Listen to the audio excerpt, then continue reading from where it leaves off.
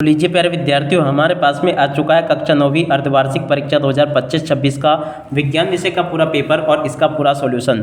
जी हाँ प्यारे विद्यार्थियों, हमारे द्वारा यहाँ पर आपको कक्षा 9वीं अर्धवार्षिक परीक्षा 2025-26 के लिए विज्ञान विषय का पूरा पेपर विद सॉल्यूशन के साथ में बताया जाएगा। तो इसलिए आप सब लोगों से रिक्वेस्ट है कि आप लोग प्यारे बच्चों इस पेपर को पूरा का पूरा अच्छे से याद करके जाना, क्योंकि देखो प्यारे बच्चों, जैसा पेपर मैं आपको बताता हूँ ना, ठीक वैसा का वैसे क्वेश्चन पेपर आपको परीक्षाओं में देखने को मिलता है। एक भी क्वेश्चन का आंसर प्यारे बच्चों यहाँ से आपका मिस नहीं होता है। देखो प्यारे बच्चों, इस प्रकार का पेपर आपको परीक्षाओं में देखने को मिलेगा।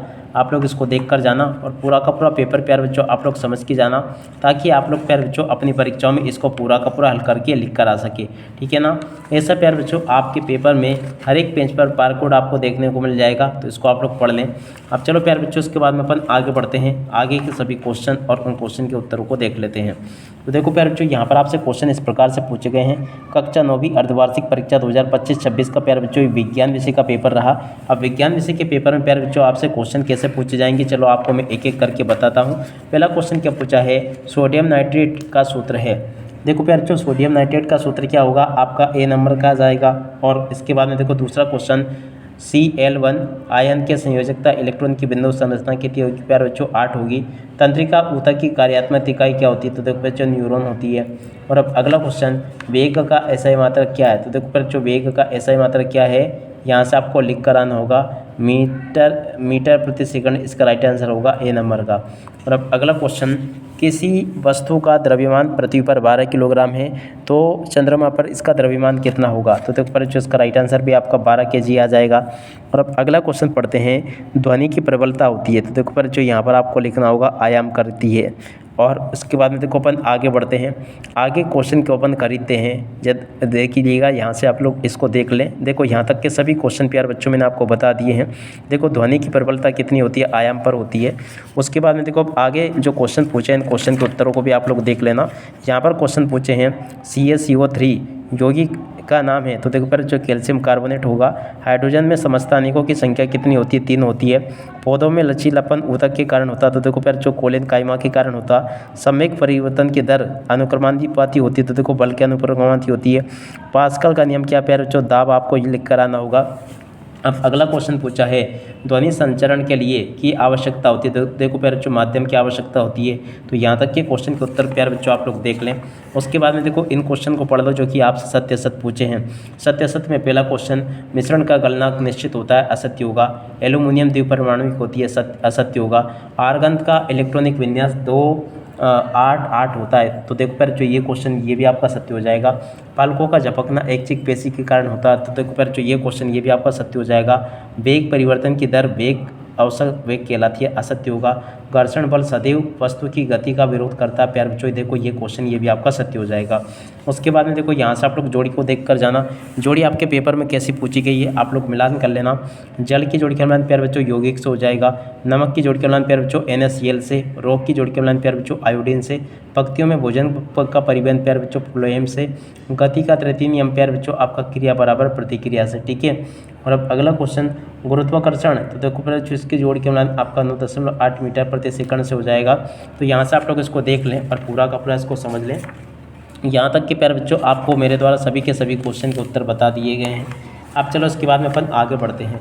यहाँ पर प्यारे बच्चों आपसे एक शब्द या फिर एक वाक्य में उत्तर पूछे गए हैं। पहला क्वेश्चन पढ़ते हैं, क्या पूछा है, सल्फर अणु की परमाणुकता क्या होगी, 8 होगी। समस्थानिक का एक उदाहरण है, तो देखो बच्चों प्रोटेनियम ड्यूटेरियम का उदाहरण है। और अब अगला क्वेश्चन, वसा संचित करने वाले ऊतक का नाम लिखिए। देखो प्यारे बच्चों वसा संचित करने वाले ऊतक का नाम क्या होगा, एपिडोज ऊतक। और अब अगला क्वेश्चन, गति मापने की इकाई है, तो देखो बच्चों गति नापने की इकाई होगी मीटर प्रति सेकंड।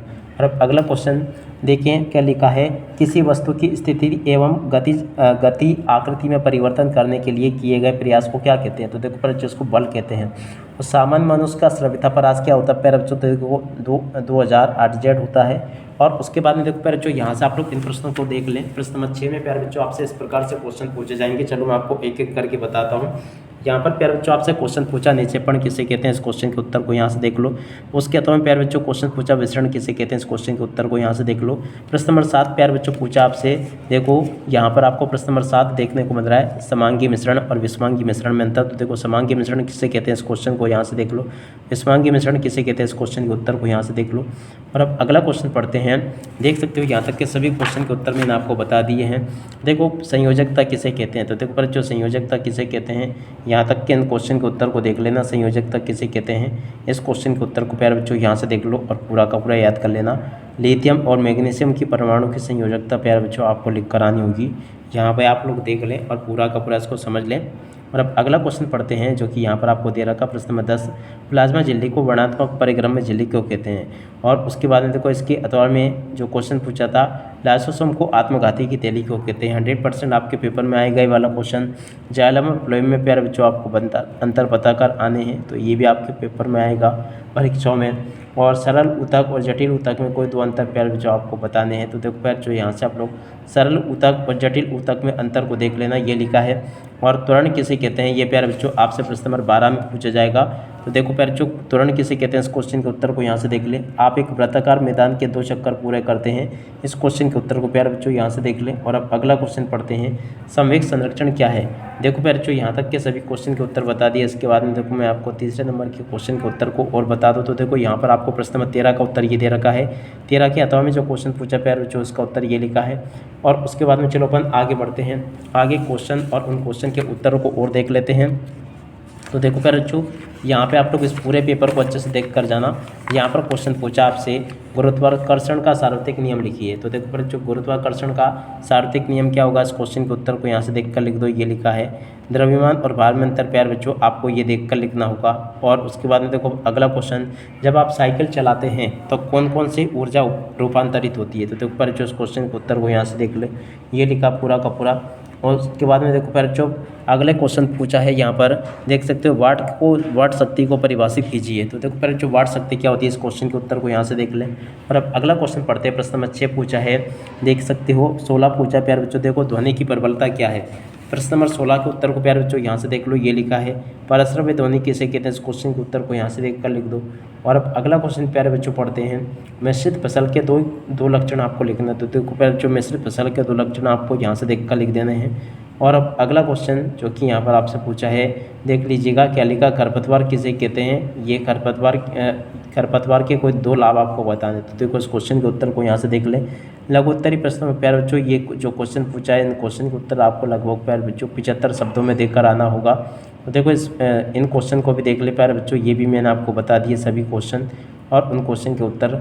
यहाँ पर आपको मैंने जो क्वेश्चन बताए हैं उन क्वेश्चन को भी आप लोग देख लें और पूरा का पूरा इसको समझ लेना।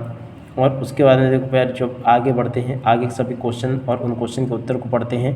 प्रश्न नंबर 19 से और इसके बाद में देखो 18 तक पूरी तरह प्यारे बच्चों इस प्रकार से यहाँ से आपसे क्वेश्चन पूछे जाएंगे जो कि मैंने आपको बता दिए। और यहाँ पर प्रश्न नंबर 20 में क्वेश्चन दे रखा, खाद और उर्वरक में अंतर आपको बताना। देखो प्यारे बच्चों खाद और उर्वरक में अंतर यहाँ से देख लेना। प्रश्न नंबर 20 का उत्तर ये लिखा है, अंतर फसलीकरण किसे कहते हैं, इस क्वेश्चन के उत्तर को यहाँ से देख लें। और उसके बाद में देखो प्यारे बच्चों 21 से लेकर 24 तक के आपके दीर्घोत्तरी प्रश्न होंगे जिनका उत्तर प्यारे बच्चों आपको 120 शब्दों में देना है। ठीक है, तो इस प्रकार से आप लोग यहाँ तक के इन क्वेश्चन के उत्तरों को देख लें और पूरा का पूरा पेपर समझ लें। प्रश्न नंबर 23 का उत्तर प्यारे बच्चों ये लिखा है।